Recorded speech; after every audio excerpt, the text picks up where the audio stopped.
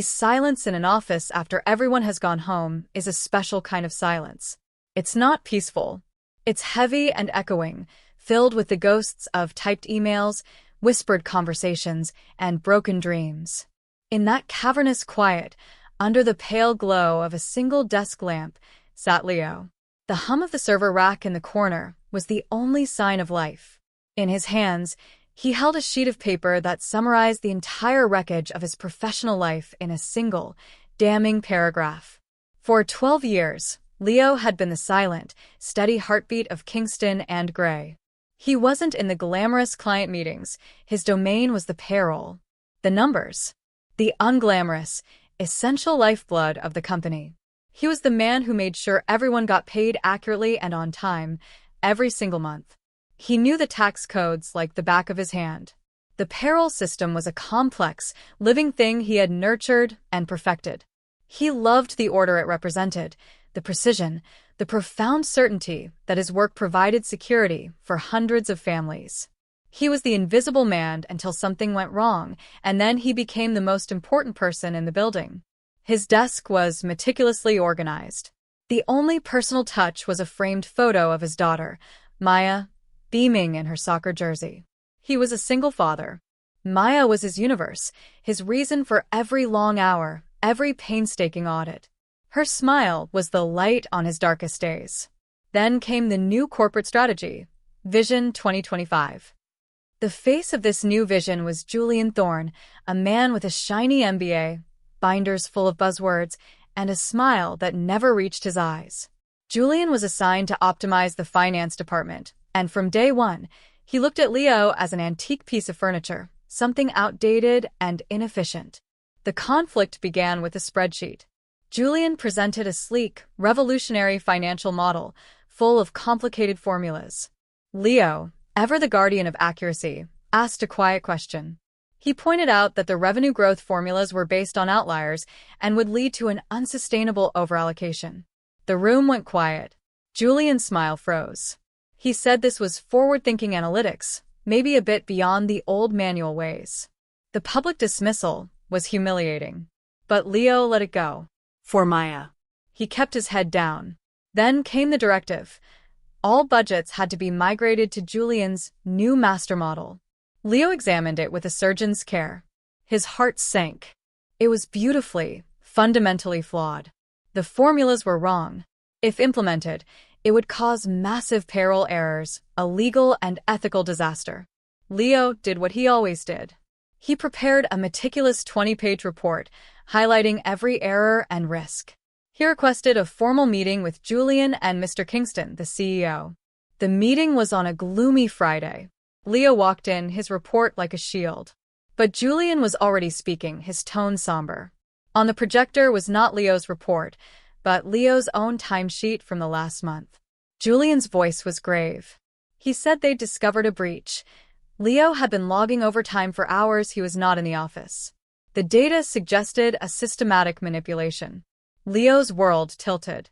This timesheet was his handwritten backup log, where he was scrupulously honest, even noting when he left early for Maya's game. That note was gone. The digital version had been altered.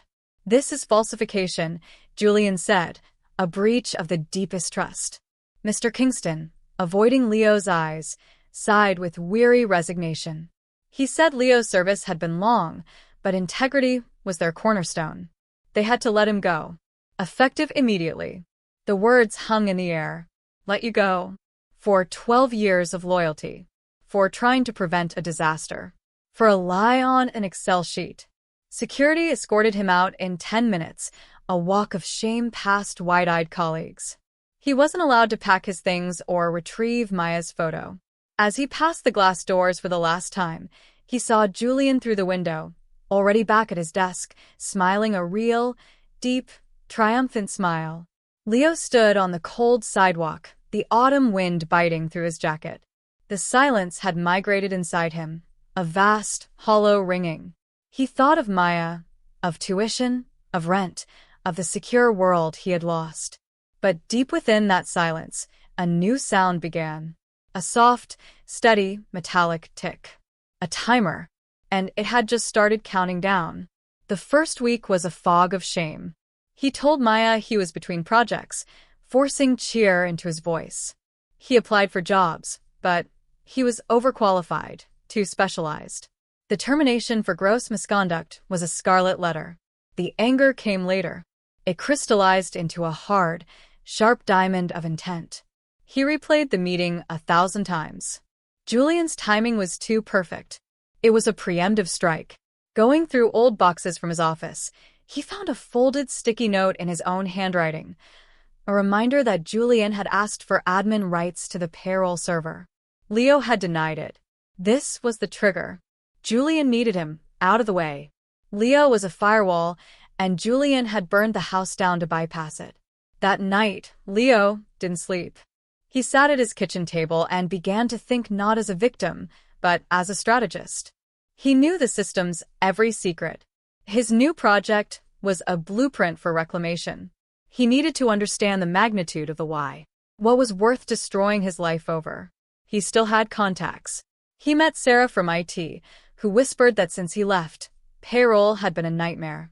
Julian was obsessed with server logs, constantly checking access histories. He was paranoid. Then, a friend in accounts payable texted that vendor payments felt weird, with new consultants getting big bucks for vague deliverables. A picture formed. Julian wasn't just arrogant. He was covering his tracks, using a broken system to hide something. Leo's revenge would be a correction. A silent, comprehensive audit. But he needed access. He became a digital phantom, setting up encrypted workspaces on a clean laptop. His first breakthrough was ironic. He still had the beta version of Julian's master model, emailed out in his arrogance. Leo deconstructed it, formula by formula. Past the incompetence, he found the intent. Hidden formulas diverted funds to obscure vendor accounts for strategic consulting services. Julian was funneling money. He had created a digital siphon. Leo had the why. Now he needed court-proof evidence. He needed to get inside. The firewall was good, but Leo knew its rhythm. He couldn't hack, he needed to be invited. He learned Julian's ritual.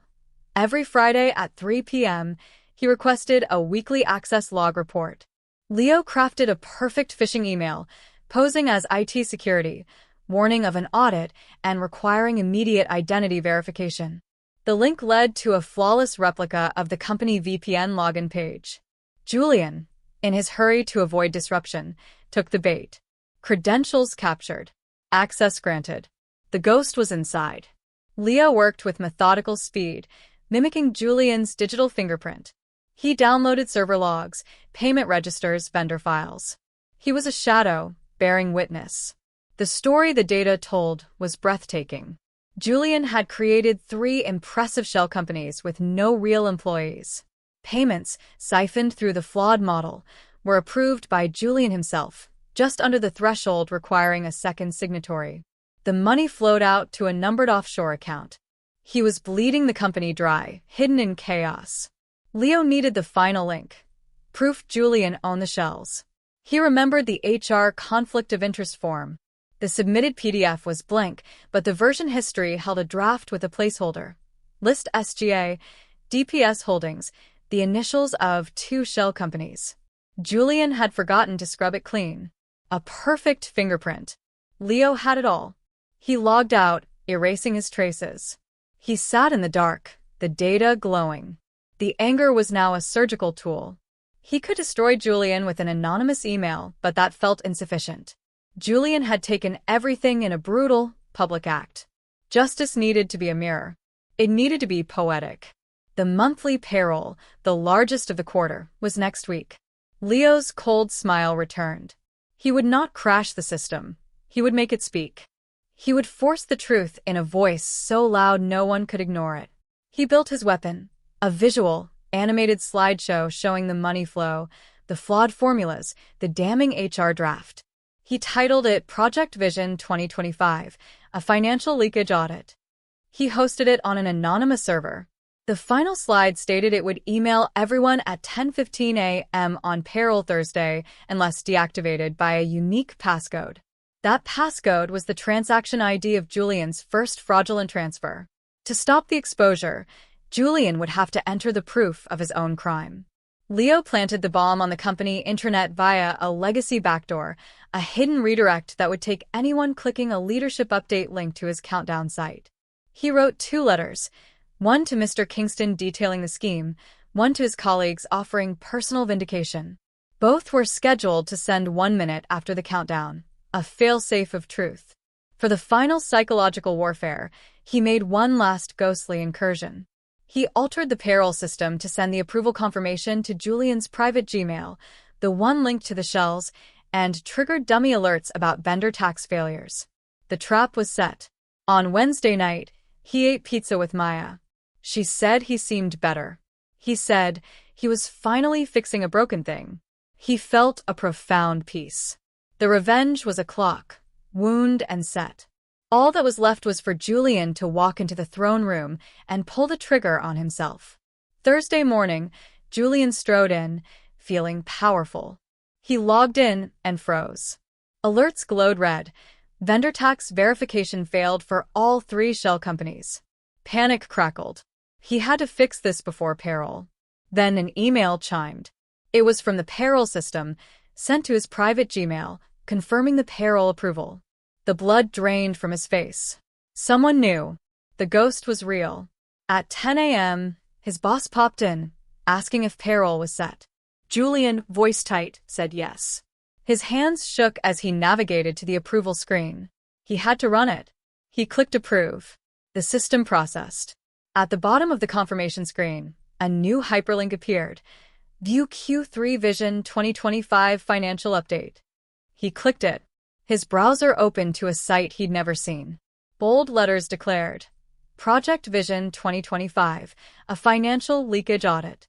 A ticking countdown showed minutes left. An animated slideshow played, graphically tracing money to shells to an offshore account, showing his own HR draft. The text said it would email everyone at 10:15 a.m. unless deactivated by a passcode. A silent scream lodged in Julian's throat. He had to stop it. The field asked for the transaction ID of the first transfer to Strategic Growth Advisors. He knew that number. He typed it. Error. He typed it again. Error. He was sweating, time bleeding away. He realized it wasn't the ID from his private ledger, but the first one in the official system logs.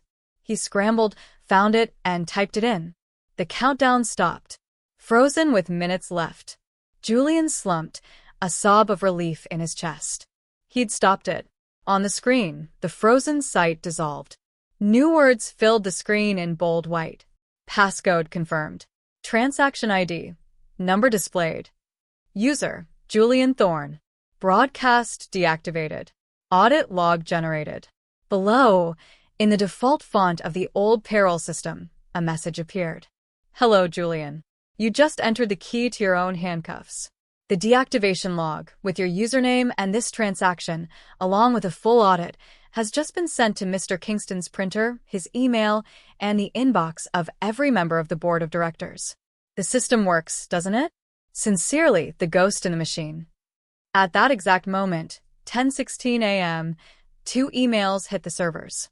Leo's letters. One to the CEO. One to all staff. Julian's office door burst open. Mr. Kingston stood there, face pale with a fury beyond shouting, printed pages in his hand. Security was behind him. Across the office, screens lit up as people opened the all-staff email. Whispers turned to a roar of anger and vindication. Julian was led out, past a sea of faces, now filled with horror and disgust. It was the same walk Leo had taken, but the silence following him was thick and condemning. The payroll had run. The payments to the shells were frozen. Everyone got paid correctly on time, as Leo had always ensured. The revenge was complete. Not with a leak, but with a floodlight. Not with an accusation, but with a confession forced from the betrayer's own hand. Payday had arrived, but the only one who paid was Julian. In the days that followed, Julian was arrested. The evidence was so thorough the DA called it one of the cleanest cases they'd seen. Kingston and Gray scrapped the flawed model. Mr. Kingston issued a public apology and sent Leo a substantial settlement and a full retraction, reinstating his pristine record. Leo took the settlement, but declined his old job back. The bridge was burned. His inbox flooded with offers for forensic accounting and consulting. He had become a legend. But the real victory was quieter. A text from Sarah in IT said the old, reliable payroll system was back online, humming perfectly. A package arrived with a framed photo of Maya from his desk, polished and clean, with a handwritten note from Mr. Kingston. Thank you. Leo placed the photo on his new desk in his home office, where he was starting his own ethical consulting firm. He looked at Maya's fearless smile. He had his daughter, his integrity, his future on his own terms. He thought of the employees who would get their paychecks without a shadow of doubt. He had, from the outside, fixed the broken thing. The story became a beacon. Proof that no matter how powerless you feel, your knowledge, your dedication, your quiet integrity is your ultimate leverage. And no one can ever truly take that from you. Leo closed his laptop with a soft click. He heard Maya calling for help with her math homework. He smiled, a real, unburdened smile that reached his eyes. The spreadsheets could wait. The most important balance sheet, his life, his love for his daughter, was perfectly, joyfully in the black. The chapter was closed, its lesson learned.